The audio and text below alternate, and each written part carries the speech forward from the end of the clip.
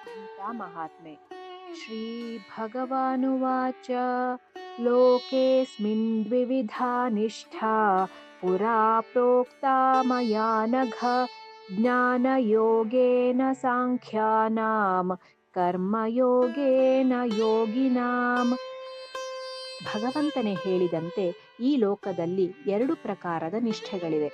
ಅವುಗಳಲ್ಲಿ ಸಾಂಖ್ಯಯೋಗಿಗಳ ನಿಷ್ಠೆಯು ಜ್ಞಾನಯೋಗದಿಂದ ಮತ್ತು ಯೋಗಿಗಳ ನಿಷ್ಠೆಯು ಕರ್ಮಯೋಗದಿಂದ ಇರುತ್ತದೆ. ಪ್ರಧಾನವಾಗಿ ಸಾಧನೆಯ ಸ್ಥಿತಿಗಳಲ್ಲಿ ಎರಡು ವಿಧಗಳಿವೆ.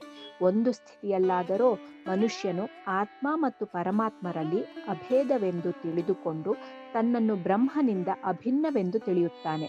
ಮತ್ತೊಂದರಲ್ಲಿ ಪರಮೇಶ್ವರನನ್ನು ಸರ್ವಶಕ್ತಿವಂತನೂ ಸಂಪೂರ್ಣ ಜಗತ್ತಿನ ಕರ್ತ ಹರ್ತ ಸ್ವಾಮಿಯೆಂದು ಹಾಗೂ ತನ್ನನ್ನು ಅವನ ಆಜ್ಞಾಪಾಲಕ ಸೇವಕನೆಂದು ತಿಳಿಯುತ್ತಾನೆ.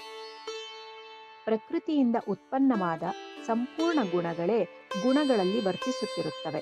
ನನಗೆ ಇವುಗಳೊಡನೆ ಸ್ವಲ್ಪವೂ ಸಂಬಂಧವಿಲ್ಲ.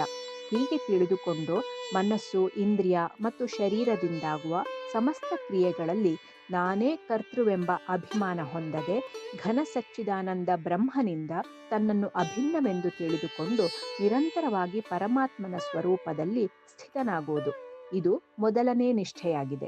ಇದೇ ಜ್ಞಾನನಿಷ್ಠೆ. ಈ ಸ್ಥಿತಿಯನ್ನು ಪಡೆದುಕೊಂಡ ಮೇಲೆ ಯೋಗಿಯು ಹರ್ಷ, ಶೋಕ ಮತ್ತು ಕಾಮನೆಗಳಿಂದ ಅತೀತನಾಗಿ ಹೋಗುತ್ತಾನೆ.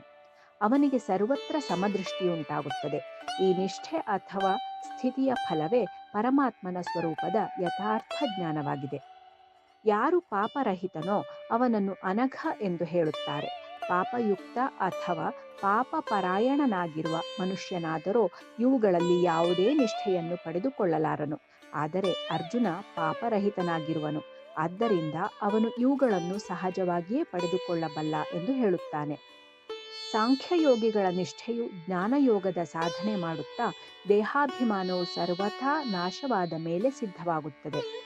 ಕರ್ಮಯೋಗಿಗಳ ನಿಷ್ಠೆಯು ಕರ್ಮಯೋಗದ ಸಾಧನೆ ಮಾಡುತ್ತಾ ಕರ್ಮಯೋಗದಲ್ಲಿ ಮತ್ತು ಅವುಗಳ ಫಲದಲ್ಲಿ ಮಮತೆ, ಆಸಕ್ತಿ ಮತ್ತು ಕಾಮನೆಗಳು ಅಭಾವವಾದ ಮೇಲೆ ಸಿದ್ಧವಾಗುತ್ತದೆ. ಮೇಲೆ ತಿಳಿಸಿದ ಈ ಎರಡೂ ನಿಷ್ಠೆಗಳ ಅಧಿಕಾರಿಗಳು ಪೂರ್ವ ಸಂಸ್ಕಾರ, ಶ್ರದ್ಧೆ ಮತ್ತು ಅಭಿರುಚಿಗೆ ಅನುಸಾರವಾಗಿ ಬೇರೆ ಬೇರೆಯಾಗಿರುತ್ತಾರೆ ಮತ್ತು ಈ ಎರಡೂ ನಿಷ್ಠೆಗಳು ಸ್ವತಂತ್ರವಾಗಿವೆ. ಆದುದರಿಂದ ನಾವು ಯಾವುದಾದರೊಂದು ನಿಷ್ಠೆಯ ಸಾಧನೆ ಮಾಡಿ ಭಗವಂತನ ಸಾನ್ನಿಧ್ಯವನ್ನು ಪಡೆಯೋಣ. ಹರಿ ಓಂ.